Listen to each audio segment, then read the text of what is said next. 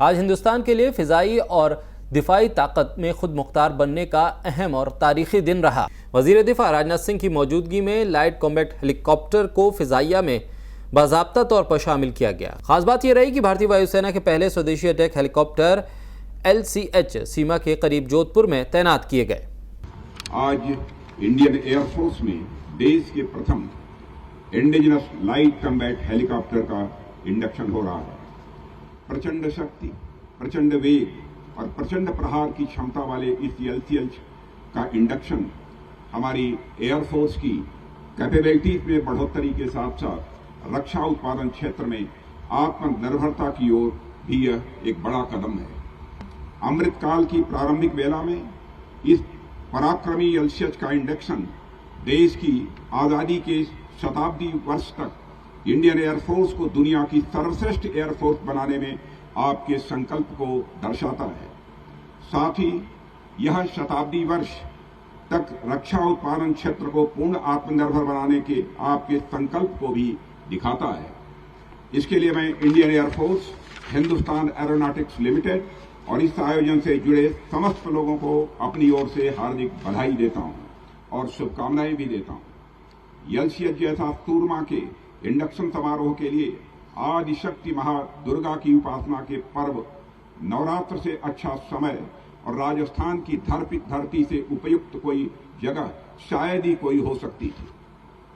साथियों, देश में जब जब वीरों के शौर्य और पराक्रम की चर्चा होती है और किसी राज्य का नाम स्वतः जुबान पर चला आता है तो वह राज्य और कोई नहीं बल्कि वह स्थान राजस्थान ही होता है।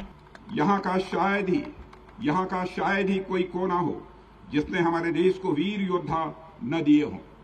पृथ्वीराज चौहान, महाराणा प्रताप से लेकर 1971 में लोंगोवाल में लड़े हमारे बहादुर जवानों के ऐसे अनगिनत किस्से हैं जब हमारे वीर योद्धाओं ने अपनी जान की बाजी लगाकर संघर्ष किया और अंतिम सांस तक दुश्मनों से अपने देश की रक्षा की। राजस्थान में भी जोधपुर सोने पर जैसे सुहागा, राव जोधाजी राठौड़ से लेकर वीर दुर्गादास राठौड़ और ऐसे ही अनेक वीरों की भूमि रही है। उसी विख्यात विरासत के एक महत्वपूर्ण प्रतिनिधि, ओजस्वी व्यक्तित्व के धनी महाराजा गज सिंह जी आज यहां हमारे बीच उपस्थित हैं। दिल्ली कांग्रेस ने गांधी जयंती के मौके पर अल्पसंख्यक दलित महासम्मेलन का इनेकाद किया। दिल्ली के IGI स्टेडियम में इस महासम्मेलन का इनेकाद किया गया। इस सम्मेलन में साबिक काबीना वजीर सलमान खुर्शीद मेहमान खुसूसी रहे। दिल्ली कांग्रेस के सदर अनिल चौधरी और दिल्ली माइनॉरिटी सेल के चेयरमैन अब्दुल वहाब कुरैशी की क़यादत में यह सम्मेलन मुनक्किद हुआ। इस सम्मेलन में कांग्रेस के नेता शादाब आलम, अल कलामा समेत बड़ी तादाद में कारकुनान मौजूद रहे। आवाज बुलंद करके रखिए, हम लोग आप लोगों के हमेशा साथ हैं। दिल्ली के अंदर अभी चुनाव होने जा रहा है और उसके अंदर मैं अनिल चौधरी जी से निवेदन करूंगा, भारतीय जनता पार्टी और आम आदमी पार्टी ने मिलकर 272 सीटों से कम कर 250 कर दी। आप लोग सब जानते हैं कि पूरी दिल्ली के अंदर जनसंख्या बड़ी है, तो यूटर्न लाना पड़ा और आज दोबारा से वही सरकार को घुमाने की बोलने का फैसला आम आदमी पार्टी ने किया है। मैं आज हिमाचल प्रदेश से वापस आया। हिमाचल प्रदेश में मैं पिछले दिनों में जब था तो वहां पे देखा अरविंद केजरीवाल ने बड़े बड़े पोस्टर लगा रखे थे और वो बात कर रहा था दिल्ली की शिक्षा नीति की, दिल्ली की स्वास्थ्य नीति के बारे में लोगों को गुमराह कर रहा था। लेकिन मुझे खुशी इस बात की हुई कि हिमाचल के लोगों को भी मैं धन्यवाद करना चाहूंगा कि उन्होंने जनसभाएं कर जो सिविल सोसाइटी के लोग हैं उन्होंने आम आदमी पार्टी के खिलाफ ये मुहिम चलाई कि दिल्ली के अंदर जो इन्होंने मोहल्ला क्लिनिक चलाया था उसके अंदर आज जंगली जानवर वहां पर उन्होंने अपना घर बना लिया। और किसी के पट्टा पहनने से और किसी के पगड़ी पहनने से और किसी के तिलक लगाने से अगर हमारे किसी और साथी का कहीं नुकसान होता है तो यकीन उस पर पुनर्विचार कर लें कि इससे हम अपने किसी भाई, अपनी किसी बहन को कष्ट पहुंचा रहे हैं। लेकिन हम तो एक गुलदस्ते में सारे ही रंग के फूल पिरो रहे हैं। हम तो कह रहे हैं कि हम सब एक परिवार हैं इस देश में, कोई ना हिंदू ना मुसलमान ना सिख ना ईसाई, सबसे पहले हिंदुस्तानी है। उसके दिल में उसके दिल और उसके आत्मा में उसका। कांग्रेस सदरियाती चुनाव को लेकर अशोक गहलोत का नाम चर्चा में रहा। राजस्थान में हलचल मची और उसके बाद अशोक गहलोत ने इस रेस से अपने आप को बाहर कर दिया। अब अशोक गहलोत का एक और बयान सामने आया है जिसमें उन्होंने कहा है कि सियासत में जो होता है वो दिखता नहीं और जो दिखता है वो होता नहीं। राजनीति में कई बार कहते दिखता जो होता नहीं है, जो होता वो दिखता नहीं है। अब आप लोग जो है आप तय तक जाओ, सच्चे की तय तक जाओ। और मैंने कल कहा मैं कहीं भी रहूं तो राजस्थान प्रदेश की, जोधपुर की और महामंदिर की जब मैं पैदा हुआ पूरी सेवा करता रहूंगा। अब मैं कहीं भी रहूं, वो तो काट दिया मीडिया ने, और मैं राजस्थान की, जोधपुर की, महामंदिर की सेवा करता रहूंगा। उन दोनों बातों में बहुत फर्क होता है। इनको पूछो कि भाई आप अगर पूरा देते पहरा तो जनता को मानो, मतलब मेरी इच्छा है कि मैं कहीं भी रहूं, क्या मैं कहीं भी रहूं। अब उसको बताइए आप लोग, जो आप जो कारीगरी करते हो हमारी तरह, वो भी कम नहीं है। नई दिल्ली में रफी मार्ग वाक़ई कॉन्स्टिट्यूशनल क्लब में आइडिया ऑफ इंडिया के उन्वान से एक सेमिनार मुनक़िद किया गया जिसमें मेहमान खुसूसी कांग्रेस लीडर सलमान खुर्शीद, साबिक वजीर खारजा सरदार दया सिंह, सामाजिक कारकुन विपिन कुमार त्रिपाठी और दीगर अफराद के अलावा वृंदा ग्रोवर ने शिरकत की। तकरीब में महात्मा गांधी के इंडिया, मुस्लिम और सिविल राइट के हवाले से सभी मेहमानों ने अपने अपने ख्यालात का इजहार किया। सलमान खुर्शीद ने अपने ख्यालात का इजहार करते हुए कहा कि गांधी जी एक ऐसा भारत बनाना चाहते थे जिसमें रहने वाले सभी मजहब के लोगों को एक बराबर हुकूक मिले। हिंदुस्तान की आवाम वतन की आज़ादी के बाद मिलजुल कर मुल्क की तरक्की के लिए काम करे, ये उनके ख्वाब का भारत था जो भारत के मुसलमानों को हर शोबे में नुमाइंदगी देने के हक में थे। तकरीब के कन्वीनर मोहम्मद अदीब ने कहा कि भारत की आज़ादी की 75वीं सालगिरह का जश्न अमृत महोत्सव के नाम से मनाया गया, मगर इन 75 सालों में भारत का मुसलमान कहां से चलकर कहां खड़ा हुआ, ये मौजूदा हुकूमत को गौर करने की बात है। देखिए, हर एक की अपनी समझ होती है, हर एक का अपना नज़रिया होता है और हर एक की अपनी ख्वाहिशात होती हैं। हम मानते हैं कि जो सियासी फैसले हैं वो अगर सही होंगे तो जो हमारी मुहिम है और जो हमारा मकसद है वो और आसानी से बढ़ पाएगा। लेकिन हमारा मकसद और सियासी मकसद पैरेलल में हो सकते हैं, बराबर चल सकते हैं, लेकिन हमारा सियासी मकसद से कोई ताल्लुक़ नहीं है। अब जैसे मैं हूँ, ये अदीब भाई हैं, हम लोग सियासत में भी हैं। हम अपने सियासी जमात में जाते हैं तो वहाँ सियासी जो भी हमारी तरतीब है उस पर हम गौर करते हैं। ये एक सामाजिक प्लेटफॉर्म है और ये सामाजिक प्लेटफॉर्म पे हम कोशिश कर रहे हैं कि जहाँ तक हम अपनी बात पहुँचा सकें और जिसको हम अगर बुरे वक्त में कोई है तो उसकी हम मदद कर सकें, चाहे कानूनी तौर पे कर सकें या आप लोगों की मदद से कर सकें, वो हम करेंगे। लेकिन हमारे साथ जो भी गैर मुस्लिम हमारे आइडियाज़ को शेयर करते हैं, जो आइडिया ऑफ इंडिया को शेयर करते हैं, they are most welcome to be with us. उसमें कोई कहीं किसी रुकावट का कोई मसला नहीं है। लेकिन इश्यूज़ बहुत हैं जिन पर हमें रीच आउट करना है आवाम को, और बहुत सारे इश्यूज़ हैं जिन पर हमें थोड़ा सा जहन अपना भी साफ करना है।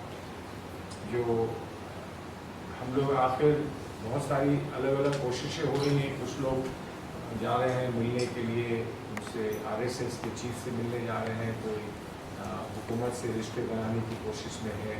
और हुकूमत का मतलब सिर्फ बीजेपी नहीं, कहीं पर समाजवादी है, कहीं पर TMC है, कहीं पर कुछ और है। तो हर जगह जाहिर है लोग कोशिश करेंगे, मिलें, डायलॉग करें। हमें डायलॉग से कोई शिकायत नहीं है, लेकिन हमारी कोशिश ये है कि डायलॉग की जो तैयारी होती है उस तैयारी में हम लोगों को अपने बारे में तो पहले जहन साफ कर लेना चाहिए, और जहन हमारा साफ हो जाए अपने बारे में तो हम डायलॉग जो है फिर अच्छी तरह से कर सकते हैं, साफ गोई से हम डायलॉग कर सकते हैं और उसका फ़ायदा होगा। और मुझे बड़ी खुशी इस बात की है कि आपने सिंह साहब ने जो एक पेश मंज़र यहाँ रखा हमारे सामने, मुसलमान के बारे में अगर बात करें तो यकीनन सिखों के साथ उतना नहीं जुड़ पाए मुसलमान जो जुड़ना चाहिए था और जुड़ सकते थे। और शायद वो तर्क बातें जो तकसीम के वक्त हुई थी पार्टीशन में, वो दोनों तरफ से याद थी और उस वजह से बहुत कोशिश नहीं हुई एक दूसरे के पास आने की, लेकिन पॉकेट्स में बहुत अच्छे रिश्ते हमारे बने थे पॉकेट्स में, सिखों के और मुसलमानों के। लेकिन फिर जब बुरा वक्त आया तो हम आपके साथ क्यों नहीं खड़े हो पाए, इस पर थोड़ा गौर करने की ज़रूरत है। नहीं हो पाए, ये सच्ची बात है कि उस तरह से हम नहीं हो पाए। और फिर समाज ऐसा बढ़ गया कि जब हम पर बुरा वक्त आया तो उस वक्त भी उन पॉकेट्स को छोड़कर आप हमारे साथ नहीं आ पाए, क्योंकि आप अपने ही मसलों में इतने घिरे हुए थे कि आपको दूसरे का मसला क्या दिख रहा है।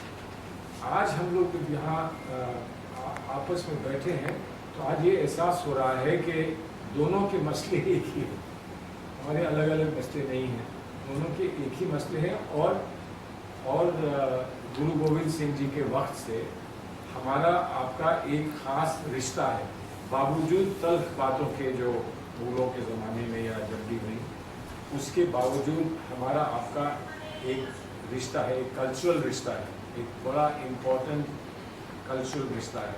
और इसको और मजबूत हम लोग यकीनन इसको हम मजबूत कर सकते हैं। और कॉन्स्टिट्यूशन में जो माइनॉरिटी का कॉन्सेप्ट है उसमें जेंट्स के साथ हम लोग आप बहुत सब लोग इकट्ठे हो सकते हैं और माइनॉरिटीज़ को एक आवाज़ दे सकते हैं, एक वॉइस दे सकते हैं। ये हमारी बहुत छोटी सी एक कोशिश जो छोटी सी है, इसमें आपके आने से 4 चांद लगेंगे और हम कोशिश करेंगे कि इसको जल्द से जल्द आगे बढ़ाएं। और उसमें कुछ रिसर्च, कुछ मशवरे लोगों के तजुर्बे हैं, मशवरे हैं, घर बैठे हैं जो बाहर ज़्यादा निकलते नहीं, उन लोगों के मशवरे हमको मिल सकें और इन मीडिया को हम इस्तेमाल कर लें ताकि मैसेज जो है वो हम अच्छा पहुंचा सकें। तो essentially idea is the message, कि हमारा मैसेज क्या है उसको हम तय कर लें और उस मैसेज को हम कैसे पहुँचाएँगे इसकी हम तैयारी करें। ये आप लोगों के सामने बस। उत्तर प्रदेश के शहर रामपुर के अस्पताल के हालात को जानने के लिए सूबे के 2 काबीना वजीर पहुंचे रामपुर के अस्पताल। रामपुर के जिला अस्पताल का मुआयना करने के लिए सूबे के 2 कैबिनेट वजीर धर्मपाल सिंह और गुलाबो देवी पहुंचे। अस्पताल में मिल रही दवाइयों की तकसीम के इंतजामात को देखा और मरीजों से अस्पताल की हालात के बारे में बातचीत भी की। संजय सिंह गंगवार, राज्य मंत्री, हम लोग आज रामपुर में जिला अस्पताल में औचक निरीक्षण पर आए हैं। योगी सरकार की स्वास्थ्य प्राथमिकता है, बेहतर स्वास्थ्य लोगों को मिले, इसकी चिंता करते हुए आज हमने ओटी भी देखी है, ऑपरेशन थिएटर भी देखा है, दवा का वितरण भी देखा है और आवश्यकता है चीजों की, इसको मुहैया कराने की आवश्यकता होगी। सर, डॉक्टरों की कमी है जिला चिकित्सालय में, क्या कहेंगे? कल ये सूचना मिल गई थी, इसलिए आज हम इसको देखने आए, लेकिन फिर भी कम डॉक्टरों के होने के बाद भी सीएमओ, जिलाधिकारी मिलकर एक तो एटीएम हेल्थ का यहाँ व्यवस्था हो गई है, दवाओं का वितरण भी ठीक चल रहा है और कोई आवश्यकता होगी तो फिर दिलाएंगे। सर, मरीजों का कहना है कि बाहर की दवाइयाँ डॉक्टर बहुत लिख रहे हैं। अभी हमने एक मरीज से पूछा था, पर्चा उसको लिखा, हमने पूछा था क्या डॉक्टर्स बाहर की दवा तो नहीं लिखते हैं, तो उन्होंने स्पष्ट कहा कि कोई भी डॉक्टर बाहर की दवा नहीं लिख रहा है। माननीय योगी जी की सरकार में